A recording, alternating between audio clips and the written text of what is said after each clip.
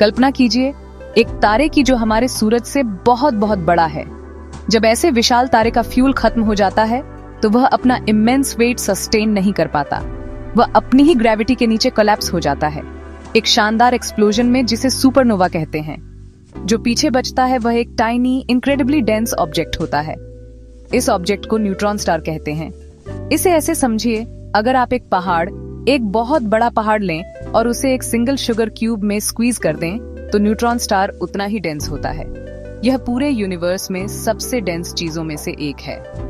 ये सिर्फ मैटर के गोले नहीं हैं, ये जायंट्स की मौत से पैदा हुए कॉस्मिक वंडर्स हैं। तो ये तारे किस चीज से बने हैं? जैसा कि नाम से पता चलता है, ये लगभग पूरी तरह से न्यूट्रॉन्स से बने होते हैं। तारे के कोलैप्स के दौरान प्रेशर इतना इंटेंस होता है कि यह प्रोटॉन्स और इलेक्ट्रॉन्स को कंबाइन होकर न्यूट्रॉन्स बनाने के लिए मजबूर कर देता है।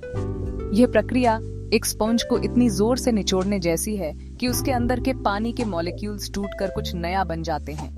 एक न्यूट्रॉन स्टार असल में एक विशाल एटॉमिक न्यूक्लियस है। यह इतना कॉम्पैक्ट होता है कि हमारे सूरज से ज्यादा मैस वाला तारा सिर्फ 20 किलोमीटर के स्फीयर में स्क्वीज हो जाता है। आप पूरे तारे को एक बड़े शहर की देखमाओं के अंदर फिट कर सकते हैं। ये कॉस्मिक रेमनेंट्स सिर्फ डेंस ही नहीं होते, ये अन्य तरीकों से भी एक्सट्रीम होते हैं।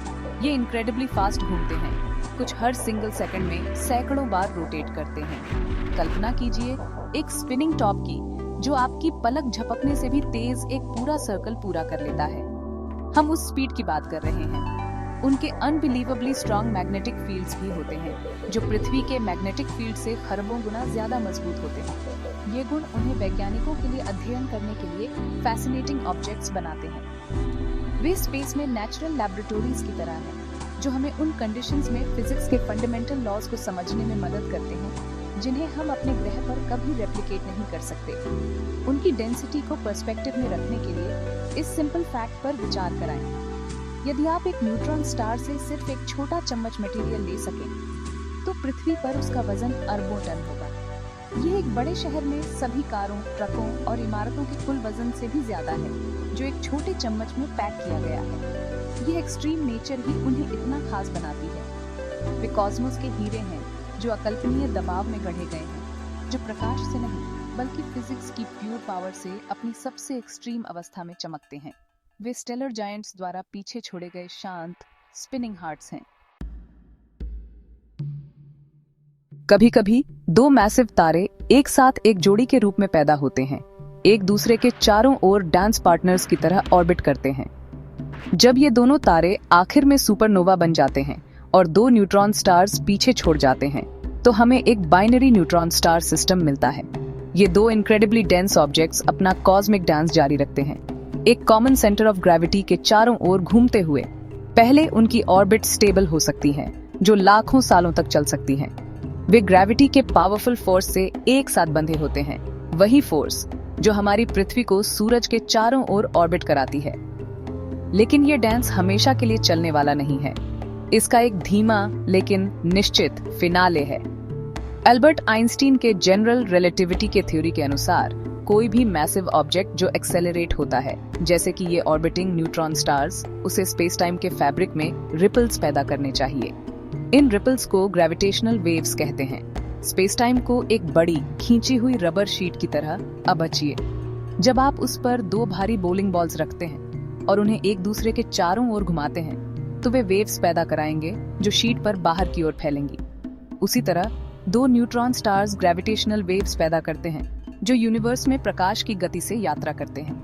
यह सिर्फ एक थ्योरी नहीं है। हमने अब इन वेव्स को पृथ्वी पर देखते डिटेक्ट किया है। जैसे जैसे दो neutron stars in gravitational waves को रेडिएट करते हैं, वे एनर्जी खो देते हैं। यह एनर्जी कहां से आती है? यह उनकी ऑर्बिट से आती है। एनर्जी खोने का मतलब है कि उनका डांस धीमा हो जाता है, लेकिन एक बहुत ही स्पेसिफिक तरीके से। यह उन्हें धीरे धीरे एक दूसरे के करीब और करीब स्पाइरल करने का कारण बनता है। यह एक बहुत ही ग्रेजुअल प्रोसेस है जिसमें लाखों करोड़ों साल लगते हैं। अपने जीवन के अधिकांश समय तक वे एक स्नेल स्पेस पर करीब आते हैं, लेकिन जैसे जैसे वे करीब आते हैं, यह प्रक्रिया तेज हो जाती है। ग्रेविटेशनल पुल मजबूत हो जाता है और वे और भी शक्तिशाली ग्रेविटेशनल वेव्स रेडिएट करते हैं, जिससे वे तेजी से अंदर की ओर स्पाइरल करते हैं। यह इनवर्ट स्पाइरल एक अनस्टॉपेबल प्रोसेस है। यह फिजिक्स के नियमों द्वारा निर्धारित एक काउंटडाउन है। अपने डांस के अंतिम क्षणों में दोनों तारे एक दूसरे के चारों ओर प्रति सेकंड हजारों बार घूम रहे होते हैं। वे प्रकाश की गति के एक सिग्निफिकेंट फ्रैक्शन पर चल रहे होते हैं। उनके चारों ओर का स्पेस वायलेंटली चर्न्ड हो रहा होता है, जो ग्रेविटेशनल वेव्स की एक अंतिम शक्तिशाली स्क्रीम भेजता है। दोनों city sized super dense objects अब एक कोलिजन कोर्स पर हैं। धीमा ग्रेसफुल डांस एक फ्रैंटिक हाई स्पीड स्पाइरल में बदल गया है, जो कॉस्मोस में सबसे एनर्जेटिक और स्पेक्टेक्युलर घटनाओं में से एक की ओर ले जा रहा है। अंतिम क्षण तब आता है जब दो न्यूट्रॉन स्टार्स, जो अब अविश्वसनीय गति से स्पाइरल कर रहे हैं, अंततः एक दूसरे को छूते हैं। यह टक्कर एक अकल्पनीय हिंसा की घटना है। हम दो ऐसी वस्तुओं की बात कर रहे हैं जिनमें से प्रत्येक सूरज से भी ज्यादा मैसिव है, जो लगभग प्रकाश की गति से एक दूसरे से टकराती है।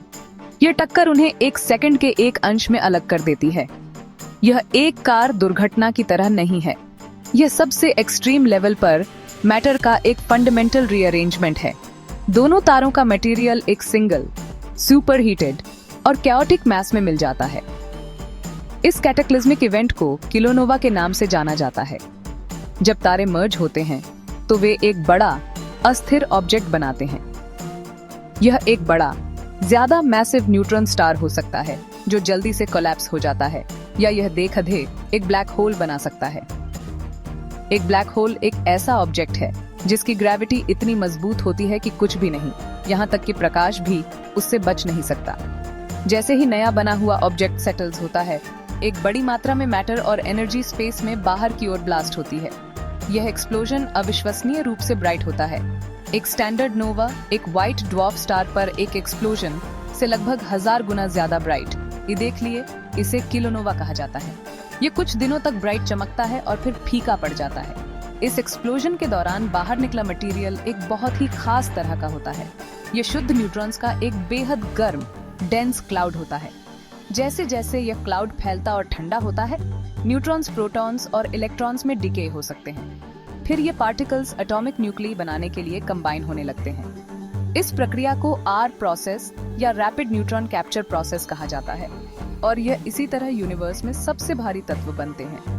अबना, प्लैटिनम और यूरेनियम जैसे तत्व इस कॉस्मिक कोलिजन के फायरी आफ्टरमैथ में गढ़े जाते हैं। यह एक विशाल कॉस्मिक फैक्ट्री की तरह है, जो न्यूट्रॉन स्टार्स के बेसिक बिल्डिंग ब्लॉक्स को उन प्रीशियस मेटल्स में बदल देता है जो हमें पृथ्वी पर मिलते हैं। तो यह कोलिजन सिर्फ एक एक्सप्लोजन नहीं है, यह एक क्रिएटिव इवेंट है।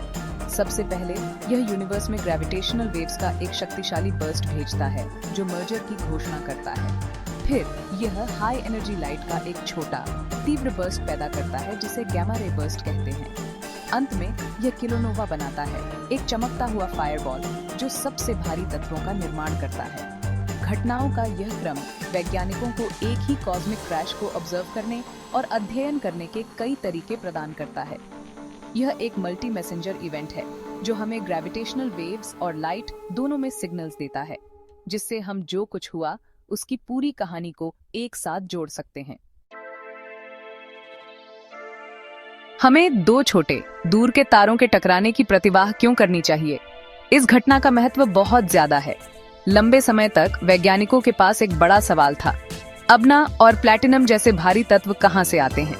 हम जानते थे कि कार्बन और ओंगदेगजन जैसे हल्के तत्व तारों के अंदर बनते हैं और लोहे जैसे भारी तत्व सुपरनोवाज में बनते हैं, लेकिन सबसे भारी तत्वों के लिए एक टिपिकल सुपरनोवा में कंडीशंस बस सही नहीं थी। दो न्यूट्रॉन स्टार्स का मर्जर सही जवाब था। आपके गहनों में अबना, इंडस्ट्रियल टूल्स में प्लैटिनम, यह सब संभवतः अरबों साल पहले एक किलोनोवा में गढ़ा गया था। यह खोज आधुनिक विज्ञान की एक जीत है। ये कॉस्मोस में सबसे बड़ी घटनाओं को हमारे ग्रह पर सबसे छोटे एटम्स से जोड़ता है। 17 अगस्त 2017 को वैज्ञानिकों ने इतिहास रच दिया। पहली बार उन्होंने लाइगो और विर्गो जैसे डिटेक्टर्स का उपयोग करके एक न्यूट्रॉन स्टार मर्जर से ग्रेविटेशनल वेव्स का पता लगाया। कुछ ही सेकंड बाद स्पेस टेलीस्कोप्स ने उसी दिशा से एक गैमा रे बर्स्ट का पता लगाया। फिर दुनिया भर के टेलीस्कोप्स उस जगह पर मुड़ गए और किलोनोवा की फेडिंग ग्लो देखी। इस ग्लो से प्रकाश का अध्ययन करके उन्हें अबने और प्लैटिनम जैसे भारी तत्वों के केमिकल फिंगरप्रिंट्स मिले। जिससे सिद्धांत की पुष्टि हुई। ये घटनाएं आइंस्टीन के जनरल रिलेटिविटी के थ्योरी का प्रतीक्षण करने के लिए भी परफेक्ट लैबोरेटरीज हैं। इंस्पायरल और मर्जर से ग्रेविटेशनल वेव्स का अध्ययन करके वैज्ञानिक यह जांच सकते हैं कि ग्रेविटी सबसे एक्सट्रीम कंडीशंस में ठीक वैसे ही व्यवहार करती है जैसा आइंस्टीन ने भविष्यवाणी की थी। अब तक आइंस्टीन के सिद्धांतों ने हर प्रतीक्षण को शानदार रंगों के साथ पास किया है। ये कोलिजन्स हमें ग्रेविटी की बहुत प्रकृति और स्पेस टाइम के फैब्रिक को ही समझने की अनुमति देते हैं।